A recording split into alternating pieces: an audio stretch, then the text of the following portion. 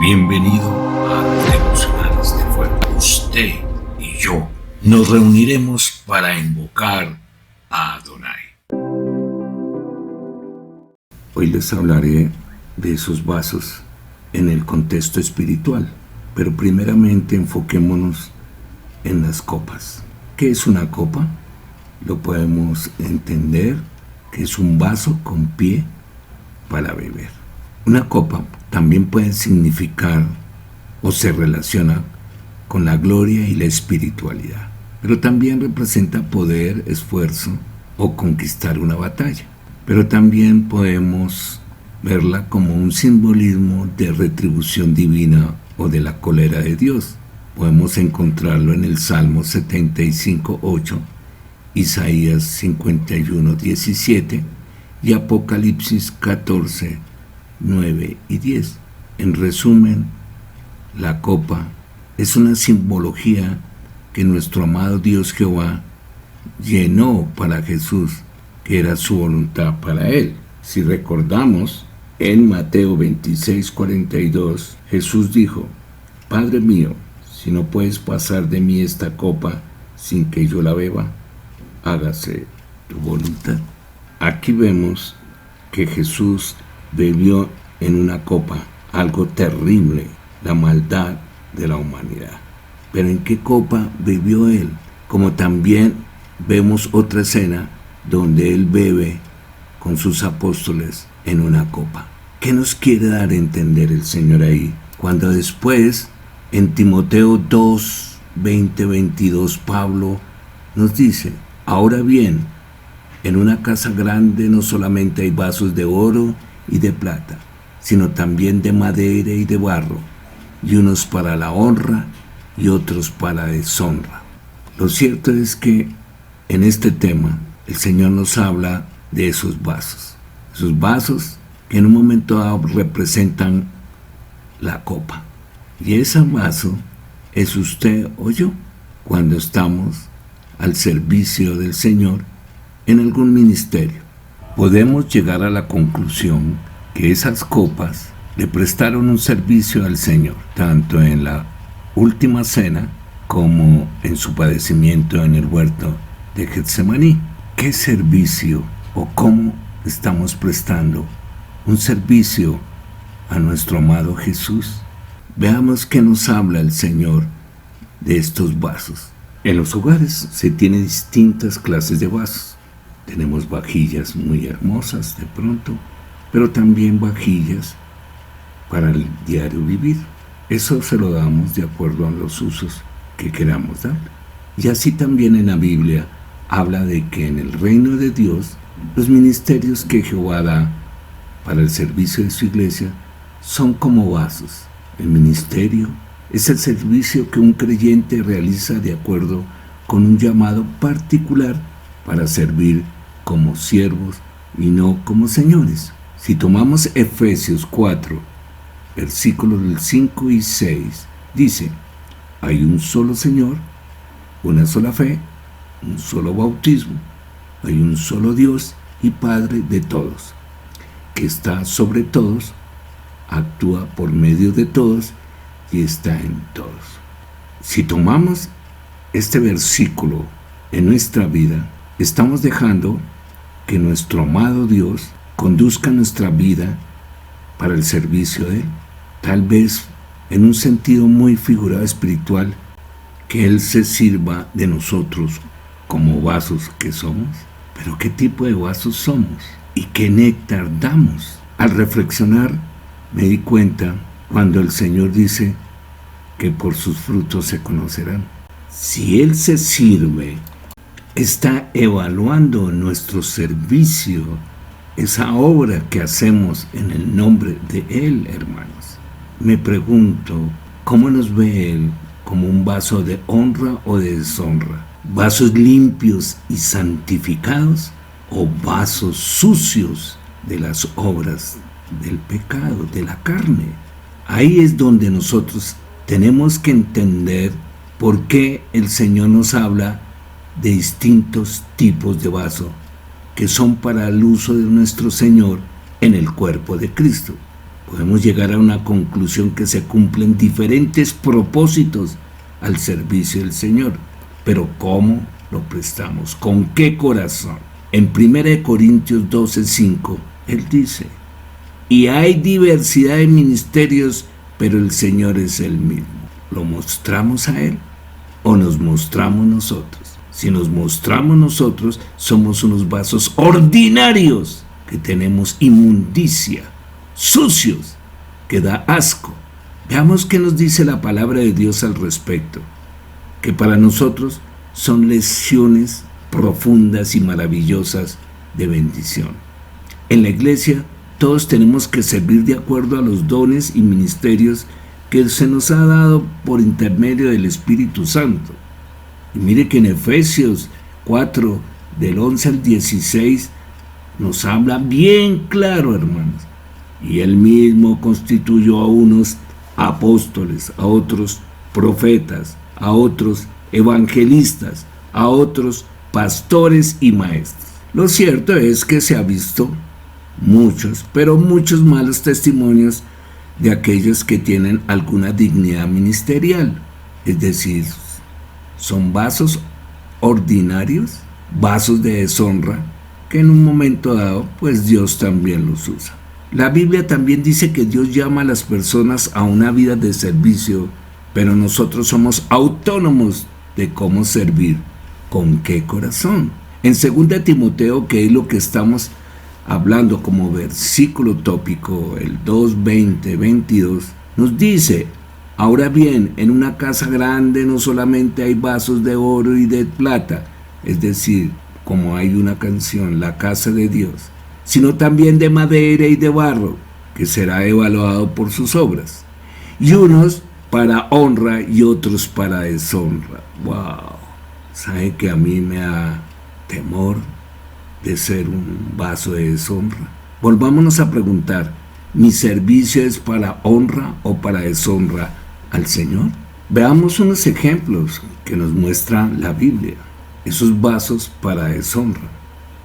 Por ejemplo, Judas Iscariote, el rey Saúl, Sansón, en fin, hay muchos, pero nuestro Señor nos da el ejemplo de servir con excelencia y amor con su testimonio. Y Jesús nos dice: yo estoy entre ustedes como el que sirve. Lucas 22:27. Un siervo del Señor no busca sus propios intereses, sino suplir las necesidades de los que le rodean para que se manifieste la gloria de Dios Jehová. Encontré en 2 Corintios 3, del 6 al 18, pero que les voy a leer solamente el primero. Él nos hizo ministros competentes de un nuevo pacto, no de la letra, sino del Espíritu Santo. Es cierto que el Señor trabaja con cada uno de nosotros según nuestro carácter. Cada uno de nosotros somos un vaso con ciertas características. Él es nuestro alfarero, Él es el que nos forma, pero también abandona o ignora a aquellos que son vasos de destrucción. Terrible que el Señor lo abandone o lo ignore. Ustedes se preguntarán, ¿pero cómo así? Pero déjenme decirles que la Biblia habla de vasos de misericordia y vasos de destrucción. Romanos 9, 18 al 23 nos habla al respecto. Pablo está diciendo aquí que Dios es soberano. Pablo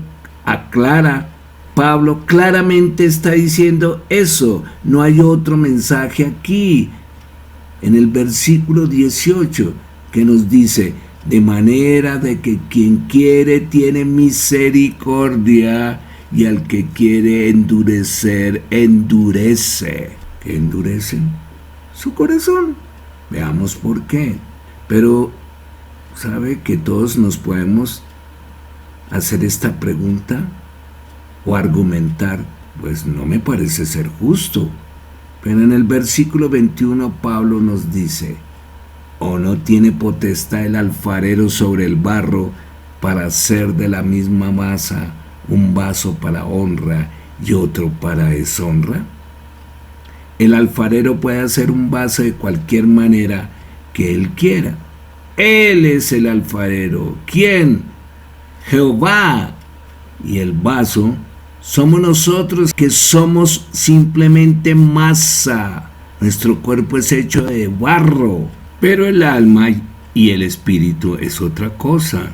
Pero hermanos, quiero que tomen en cuenta lo que sucede en los versículos 22 y 23, que reza así: y que si Dios, queriendo mostrar su ira y hacer notorio su poder, soportó con mucha paciencia los vasos de ira preparados para destrucción, y para hacer notorias las riquezas de su gloria, las mostró para con los vasos de misericordia que él preparó de antemano para la gloria. Ahora no quiero ir más profundo, porque esto puede llegar a debates teológicos de la famosa predestinación. Note que hay vasos de ira al fin del versículo 22, preparados para la destrucción, y en el versículo 23, vasos de misericordia que él preparó de antemano para que se manifieste su gloria. Escuche, Dios Padre dice: yo preparé vasos para gloria, pero hay vasos que son preparados para destrucción. Pongámosle cuidado, son preparados. Y en el versículo 32 nos advierte que son para destrucción, porque se basaron en sus propios hechos y razones que en la fe en su Creador. Y lo que está pasando allí es que Dios no prepara a las personas para destrucción. Él no es responsable de la condenación. Él no lo ha creado a usted o a mí para el infierno, para ser condenados, porque Él es Dios de amor. Recordemos que prevenir es disponer o hacer algo con alguna finalidad. ¿Estamos predispuestos para la destrucción? Es decir, ¿nacimos para condenarnos porque tenemos un corazón no dispuesto para Él? He encontrado en la ciencia que nos hace una pequeña explicación sobre la disposición del corazón, adquirida por las características de su vieja naturaleza. Bueno, esto se está poniendo muy interesante. En Efesios 4, 22, 32 nos dice: deshágase de su vieja naturaleza pecaminosa y de su antigua manera de vivir, que está corrompida por la sensualidad y el engaño. ¿A quién está dirigida? No es a los inconversos, es a los que han creído en el Señor, y por obvias razones nos advierte a nosotros que estamos redimidos. Dios no toma esa responsabilidad de condenar a la gente, al ser humano. Él dice que hay vasos que han sido preparados para destrucción. ¿Por quién? Interesante, ¿no? Si estudias la Biblia cuidadosamente, verás que en todo lugar en la Escritura la responsabilidad para tal preparación está allí en el mismo corazón de cada hombre, del tuyo y del mío. Si es que queremos ir al infierno, pues vamos al infierno. Si queremos la salvación, nos aferramos a nuestro Señor Jesucristo. Algunos incrédulos dirán: ¿eso es cierto? Pues miremos qué tan cierto es cuando nos basamos en Romanos 6, versículos 6 al 22, y podemos entenderlo de la siguiente manera. Unos son vasos para honra, y aquí Pablo nos dice: sabemos que nuestra vieja naturaleza fue crucificada con Él para que nuestro cuerpo pecaminoso perdiera su poder, de modo que ya no siguiéramos siendo esclavos del pecado. Ahí es cuando podemos tomar la forma de un vaso de honra, ¿saben? Pero miren lo que dice el versículo 7. Porque el que muere queda liberado del pecado, morir a uno mismo, es decir, no es salir de este cuerpo, sino morir a nuestros gustos, pasiones pecaminosas, concupiscencias. Pero mire que el 12 nos da una muestra de un vaso de deshonra.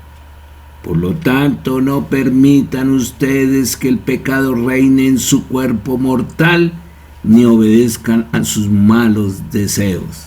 Es que tenemos un cuerpo mortal que podemos en un momento dado ser vasos de deshonra.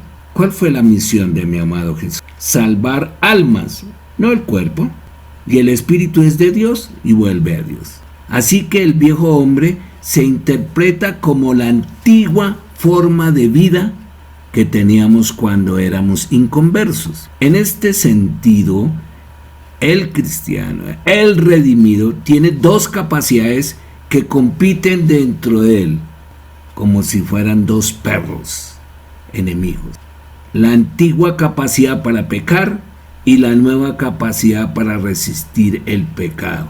Es claro que el inconverso no tiene esa competencia en su interior, tiene ahí su perro, su amo, y que él lo alimenta con sus pasiones pecaminosas, sus deseos, y por lo tanto no tiene la capacidad para estar en santidad, porque él solo tiene la naturaleza del pecado. Ahí es donde fracasan todas las religiones, y eso no quiere decir que no pueden hacer buenas obras. Sí, las hacen, loables, pero su motivación para esas obras siempre está manchada por su pecado.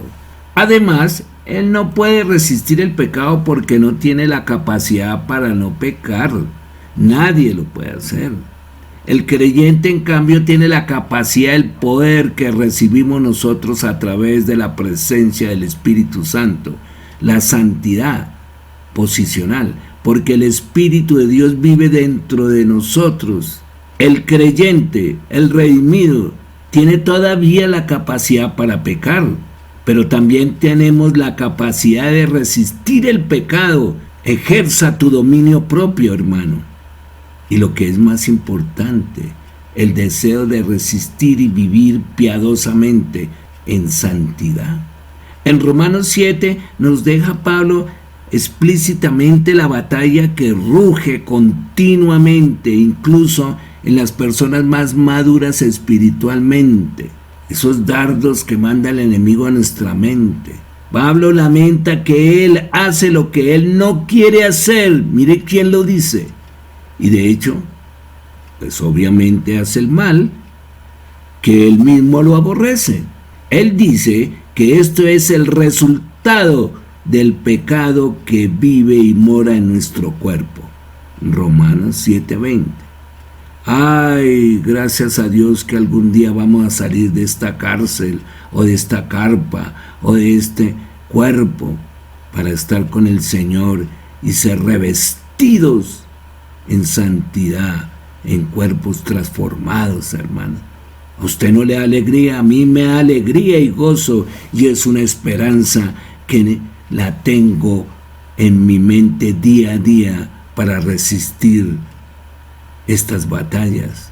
Unos somos vasos para honra y otros, lamentablemente, para deshonra. Para ir finalizando en esta primera parte, miremos lo que nos dice Apocalipsis al final de este libro de Revelaciones. Ven, y el que tiene sed, venga. Apocalipsis 22:17. Y entonces Dios dice: yo preparo para la gloria.